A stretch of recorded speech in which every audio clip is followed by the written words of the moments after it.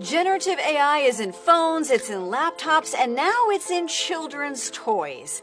This is Poe, the AI story bear, the first AI teddy bear. With a suave smile and a twinkle in his eye. Forming him into a mindless zombie.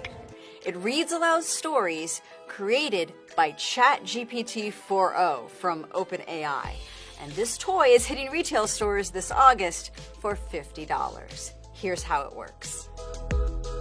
Using an app, kids pick the characters, the objects, the setting, and themes of the story that they want the bear to create. And really, it's ChatGPT that's generating a short tail on the back end. It's going through filters and then back into the app, which is Bluetooth connected to the bear. Once upon a time in a world where dreams came to life, there lived a young ninja girl named Sakura. That's one of the preloaded stories in this sample bear. It's a story of a ninja that fights nightmare monsters in Candyland.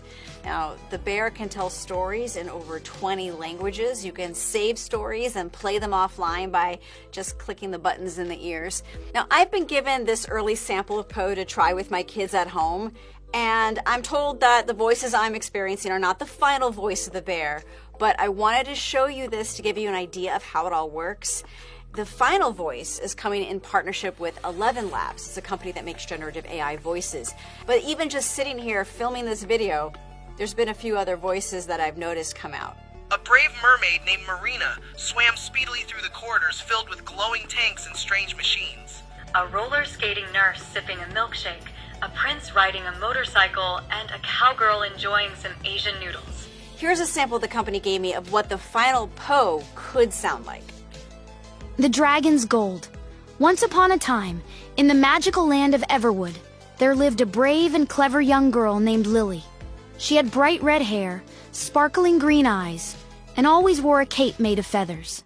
Now, I have a lot of thoughts after playing with this with my kids because there is something weird as a parent about not knowing what an AI machine is going to say to my children, but all the stories we generated were just kind of quirky. The worst of it was that sometimes they got a little spooky. I mean, you do have options in here for some creepy characters like zombies, and in one story, zombies were having their heads knocked off in battle. A baseball player swung a metal bat, knocking zombie heads off their bodies. Zircon scowled and raised his hand. But the final version will let parents block certain monsters or scary themes if they want to. The shuttle was haunted by the ghost of Yorick Underbridge, an insane astronaut who had died in an explosion years ago. What? TWA, haha, tackled Underbridge's ghost. Let's just make a story up right now to show you. All right, let's pick a adventure story. Okay, we can make a mermaid in this story, a spooky mummy, a robot. Yeah, let's do a robot. Robot's the bad guy. We'll have it include some jelly beans and a fart. Why not?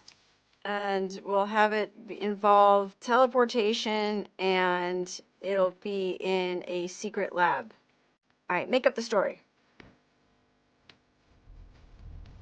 Okay, it's ready. Deep beneath the ocean, where the water shimmered with glowing fish and hidden treasures, lived a mermaid named Coral. One day, Coral received a mysterious message in a bottle. It read, "Help needed at the top secret lab. Urgent." Suddenly, the door behind her clanked open, and in stomped a giant robot. "Who dares enter my lab?" It boomed with a voice like thunder. Coral, swallowing her fear, replied, "I'm Coral, and I got a message for help. What's going on?" So the stories it generates kind of exist in this literary uncanny valley where there are some random turns the story can take that can be hard to follow, or maybe sometimes the words are a little strange, like maybe the vocab isn't something that you would always see in a kid's story. With luck, unravel the cosmic knot that doomed her kingdom to unending torment. Did you understand it? Not that much. In my time with it, sometimes the kids were kind of puzzled about what was happening. It says so many things. It says so many things. Part of the struggle is that during my test, some of the voices it was giving me didn't have pauses or rhythm, the kind of rhythm that you would hear from a voice actor. Maybe it'll be a little easier as the voices improve. But this, of course, makes me think about my childhood. And I grew up with the first animatronic talking toy, Teddy Ruxpin. And here you had this bear that played audio from cassette tapes with matching books. And there was a team of writers and musicians and voice actors that sang. Parents knew what story they were buying in this adventure series about friendship. Now, the art that made Teddy Ruxpin special has been exported to a machine in the cloud. That's when he realized the horrible truth. This was no mere robot, but some sort of evil alien construct straight out of a cosmic nightmare. Wait, that's the story? On the plus side here, we got an activity for a kid where they can practice listening and they can get a random story every time. Through the app, they can kind of have some control over what they generate. Conjuring everything from a flock of ghostly seagulls to a tornado of fried chicken. But it was no use. With a tremendous splash, the zombie horde turned to dust. Now, at one point, it felt like Poe became a game with my kids because they were trying to make a story with every character and every object selected. So kids sometimes start thinking about how they can make something really crazy.